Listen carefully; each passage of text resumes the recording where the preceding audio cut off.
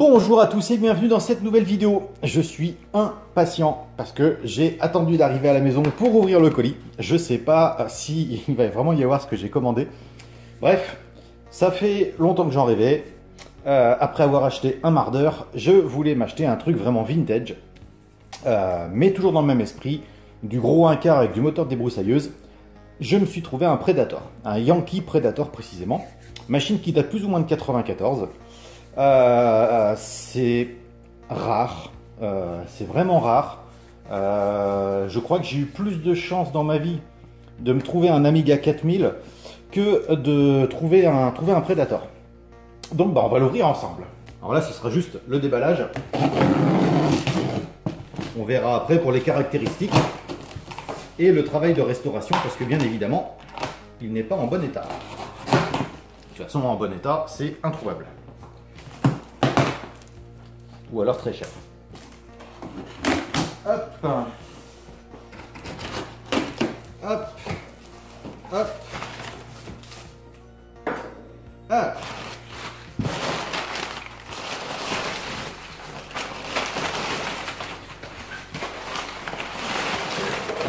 Déjà, la carrosserie de Coccinelle que je voulais absolument.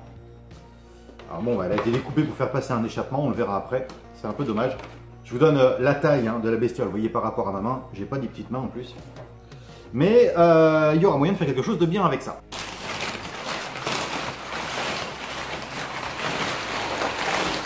Oh, c'est encore plus gros que le mardeur. C'est la première fois que j'en vois un en vrai. Bon, la radio elle est morte. Hop. Vache. Par ici la carrosserie. Donc ça c'est la carrosserie d'origine du Predator. Bon, elle a été coupée devant, c'est dommage. Elle a été coupée un petit peu ici. Bon, c'est pas dramatique, c'est quand même relativement en bon état. Alors ça remonte à une époque où la marque Yankee a fait un partenariat avec Jouef. Parce que cette voiture est plutôt considérée comme un jouet, plutôt comme un vrai truc de modélisme en fait. On verra après le principe, je débattrai de tout ça dans une autre vidéo. Là pour l'instant, c'est juste le déballage de la bête. L'aileron qui est emboîté et qui est en assez bon état. Et maintenant, on va sortir le bébé.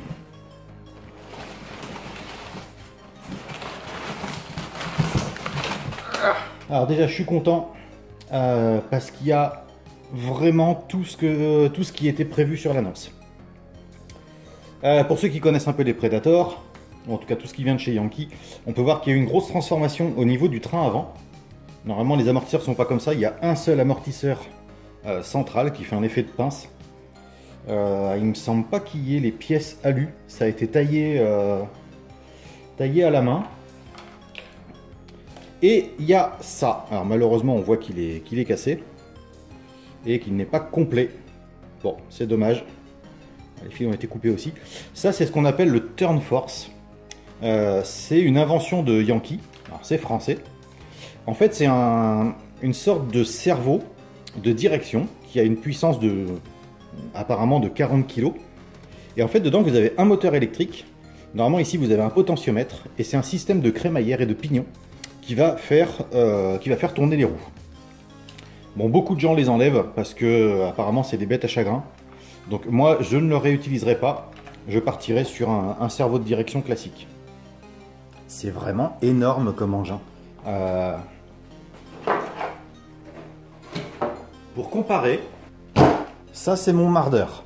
Ça, c'est le Predator. Imaginez avec la carrosserie la différence de taille.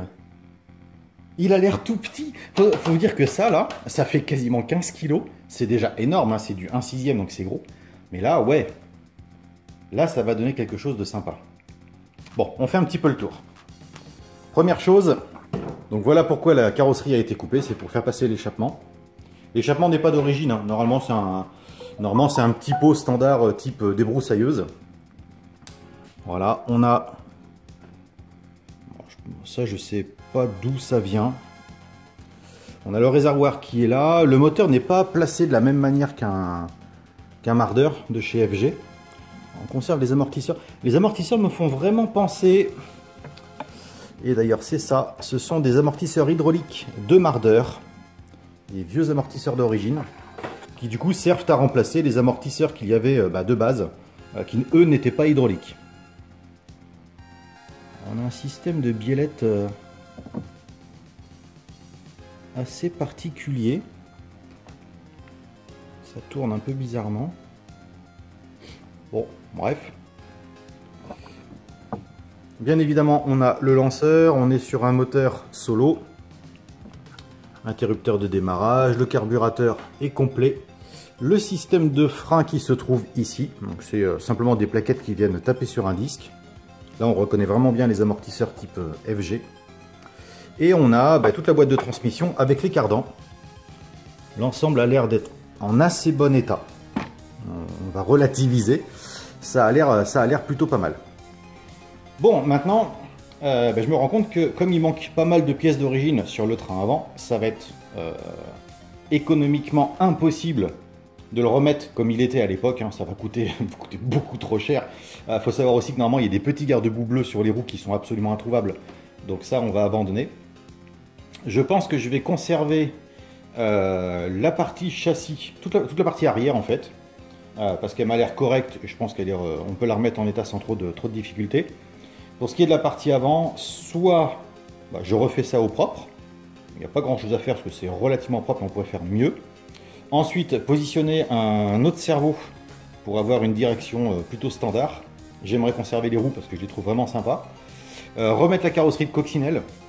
Je ne vais pas remettre la carrosserie de Predator, je trouve que la Coccinelle est beaucoup plus fun. Et puis en faire une machine pour s'amuser.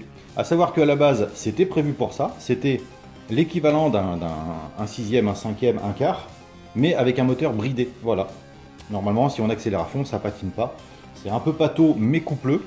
En tout cas en version bridée. Et ça me permet tout simplement de débuter et puis de ne pas tout casser en peu de temps. Contrairement à ça, ou si vous n'avez pas l'habitude de piloter un modèle réduit, vous avez vite fait de tout casser ou de blesser quelqu'un. Donc voilà, c'était l'ouverture du colis. Ça promet pas mal j'espère pas mal de vidéos et des résultats sympas. Je suis content, les pneus sont même pas craquelés. Oh, ça va être cool. Voilà, bref, fin de la présentation de cette ouverture de colis. On se retrouve pour le topo démontage et puis bilan de tout ça, nettoyage de carrosserie. Bref, une fois que tout ça sera fait. Allez, ciao!